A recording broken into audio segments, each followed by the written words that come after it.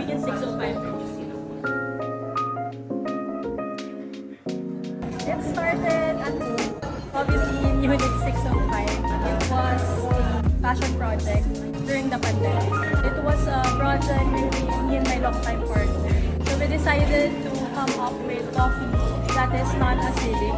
So it's actually the cold brewing method that makes it that way.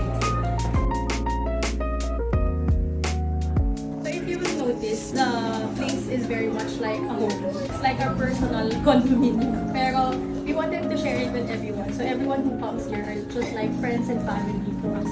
So we make sure na we get to know them personally, we call them by name, we memorize their favorite orders. So that's how we make them feel as a part of this home.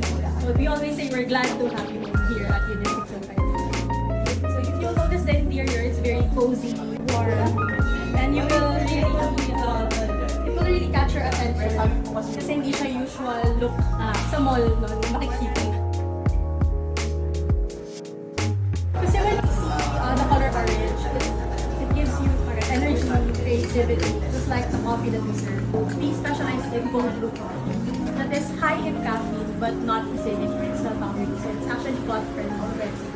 You can say parang healthy. It's part of offering something different, something that would be more beneficial without sacrificing the flavors. Kasi actually, if you cold brew coffee, it's more bold, it's more delicious. The way we do it here at Unit 605. We wanted to make sure na eco-friendly and sustainable kami. So we use eco-friendly cups or those made with sugarcane bagasse. If itanim mo siya sa lupa after 40 days, wala na siya sa earth. As opposed to plastic, which takes years bago ma-dissolve. That's our little way of being more sustainable and earth-friendly. We focus on our cookies, which is homemade and home-baked with love. Kami gumagawa nun. And then also the pasta is a recipe of my partner, Gab. Eventually, we want to expand our menu to sandwiches. My name is Troy. I'm a part-time barista here in Unit 605 Coffee. One reason why I like working here is that I'm a full-time content manager. Majority of the work that I do is behind the screen. And this specific work enables me to communicate. I only realized that I am really an extrovert. Thankful ako dito sa work na to because it gives me a reason to communicate and parang talk to other people. Create a space where they feel welcome. Yun yung na-enjoy ko talaga being a part-time barista in Unit 605 Coffee. Hi, I'm Jo. I'm a barista here at Unit 605 Coffee for almost 3 months. Na-enjoy ko itong trabaho ko kasi nakakakilala ka ng mga bagong tao, nakakalamuha ka ng mga iba't ibang klaseng ugali. Ang harap lang na may mga kilala ka mga bagong kaibigan, family, sila Tita Yana, sila Kuya Gab. Parang pamilya na din talaga yung turing namin dito.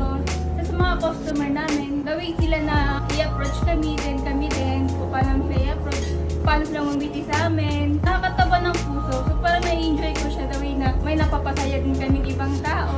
Nag-i-enjoy ako bilang barista dito ng Unit 605 Coffee. At sana ma-expand pa din yung business na to para may mga mas makilala pa kayo mga bagong kaibigan.